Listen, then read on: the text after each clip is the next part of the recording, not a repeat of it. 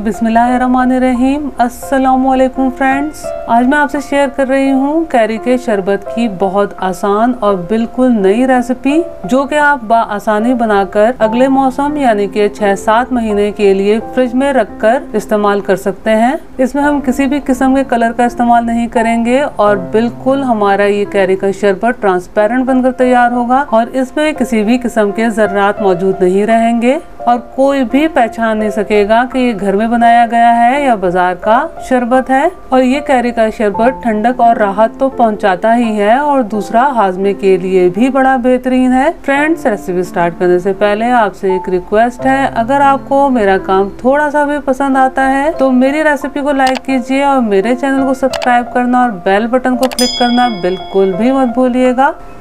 ये मैंने तकरीबन आधा किलो बिल्कुल ताज़ी कैरियाँ ली हैं। कैरियों को मैंने बहुत अच्छे तरीके से धो लिया है। कैरियों को बहुत अच्छे तरीके से धोना ज़रूरी है क्योंकि हमने कैरियों के छिलकों का भी इस्तेमाल करना है। इस तरह कैरी के ऊपर के पार्ट को हटाकर कैरी की कटिंग कर लेंगे, यानी कि कैरी के तमाम गूदे को गुठली पर से बहुत अच्छे तरीके से निकाल लेना है। गुठली को अलग कर लेने के बाद कैरी को छोटे छोटे पीसेस में रफली काट लेना है। बस तमाम कैरियों को इसी तरीके से काट कर तैयार कर लेना है।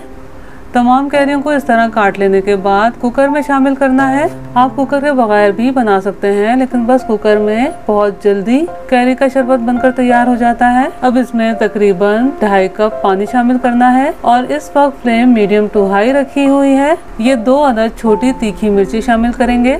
ये मैंने एक टुकड़ा अदरक का लिया है जो कि तकरीबन 2 इंच है। इसे इस तरह छोटे छोटे पीसेस में कटिंग करके शामिल कर देना है। तकरीबन 450 ग्राम चीनी शामिल कर रही हूँ जो कि तकरीबन 2.5 कप बनती है। मैं देसी आम की कैरियों का शरबत बना रही हूँ। देसी आम की कैरियाँ बहुत ज़्यादा खट्टी होती हैं, इसलिए इसमें चीनी का इस्तेमाल भी ज़्यादा किया जाता है। अगर आप कलमी आम की कैरियों का इस्तेमाल करते हैं तो चीनी आप 350 ग्राम भी शामिल कर सकते हैं। अब मुस्तकिल चमचा चलाते हुए मीडियम टू हाई फ्लेम पर चीनी के घुल जाने तक पकाना है। फ्रेंड्स, मैंने कैरी के छिलकों का इस्तेमाल इसलिए किया है क्योंकि कैरी के छिलकों का फ्लेवर बहुत ज़्यादा स्ट्रॉन्ग होता है और दूसरा हमें किसी भी किस्म के कलर का इस्तेमाल नहीं करना पड़ता। कैरी के छिलकों की वजह से फ्लेवर और कलर दोनों बहुत अच्छे आ जाते हैं। लेकिन अगर आप चाहें तो इस पॉइंट पर ग्रीन या येलो फूड कलर अपनी मर्जी के हिसाब से शामिल कर सकते हैं। चीनी बहुत अच्छे तरीके से घुल गई है और हल्का सा उबाल भी आने लगा है। अब हमने क्या करना है, कुकर को कवर करके मीडियम टू हाई फ्लेम पर कुकर का वेट हिल जाने तक पकाना है। कुकर का वेट हिलना शुरू हो गया है, यानी कि कुकर में बहुत अच्छे तरीके से भाप बन गई है। अब हमने क्या करना है, मीडियम टू लो फ्लेम पर तकरीबन 15 मिनट पकाना है। फ्रेंड्स, कैरियों को मीडियम टू लो फ्लेम पर 15 मिनट पका लिया है। अब फ्लेम ऑफ कर देते हैं और कुकर को इसी तरह रहने देते हैं ताकि इसमें से भाप अच्छे तरीके से ख़त्म हो जाए। कुकर में से भाप बहुत अच्छे तरीके से ख़त्म हो गई है। अब कुकर को खोल लेते हैं। अगर आप कुकर के बगैर पकाते हैं तो तकरीबन आपको आधा घंटा पकाना पड़ेगा, क्योंकि हमने कैरियों को इतना पकाना है कि कैरियों का गूदा इस तरह चीनी के सिरप में बिल्कुल यकजान हो जाए और सिर्फ कैरियों का छिलका इस तरह बाकी रह जाए। फ्रेंड्स, इसमें किसी भी किस्म के सिट्रिक एसिड यानी कि लेमन जूस या टाटी डालने की ज़रूरत नहीं है, क्योंकि इसमें ऑलरेडी सिट्रिक और ऑक्सैलिक एसिड मौजूद होता है।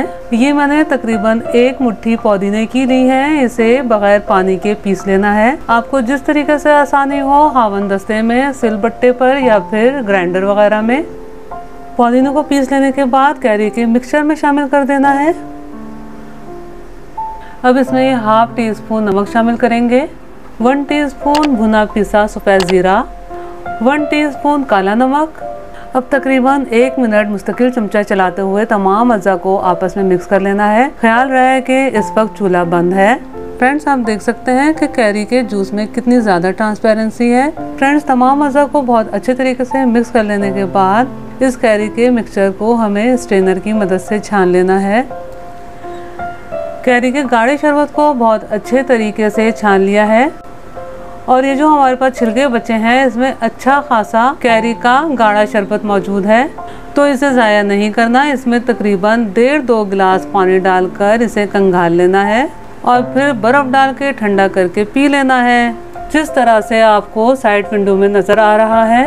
बस इसी तरीके से कैरी के शरबत को खंगाल लेना है।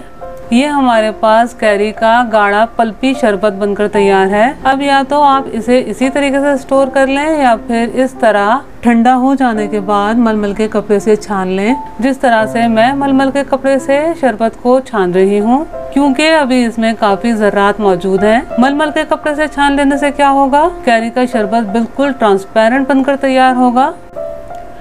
फ्रेंड्स, कैरी का पल्पी शरबत बहुत ज़्यादा गाढ़ा है, इसलिए मलमल के चारों कोनों को इकट्ठा करते हुए इस तरह हाथ से अच्छी तरह पकड़ लेना है और फिर दूसरे हाथ से कैरी के पल्पी जूस को इस तरह निचोड़ लेना है।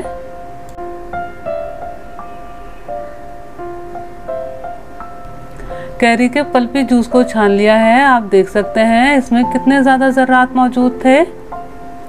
बस कैरी के इस पल्पी जूस को बॉटल में फिल कर लेना है और फिर फ्रिज में रख के अगले सीजन यानी कि 6-7 महीने तक इस्तेमाल करना है। फ्रेंड्स, आप इसी प्रोसेस से जितना चाहे शरबत बनाकर स्टोर कर सकते हैं। फ्रेंड्स, अब ग्लासेस में इस तरह बर्फ शामिल करेंगे और इस तरह ये कैरी का गाढ़ा पल्पी जूस शामिल करेंगे। अभी आप पर डिपेंड करता है कि आप कितना मीठा पसंद करते हैं। जितना मीठा पसंद करते हैं उसी के हिसाब से ग्लासेस में शरबत शामिल करेंगे और फिर ठंडा पानी शामिल करके अच्छे तरीके से मिक्स कर लेंगे। फ्रेंड्स, अगर आपको मेरी रेसिपी पसंद आई हो तो लाइक कीजिए, अपने दोस्त अहबाब में शेयर कीजिए और मेरे चैनल को सब्सक्राइब करना और बेल बटन को क्लिक करना बिल्कुल भी मत भूलिएगा। अगली रेसिपी की वीडियो तक के लिए अल्लाह हाफिज।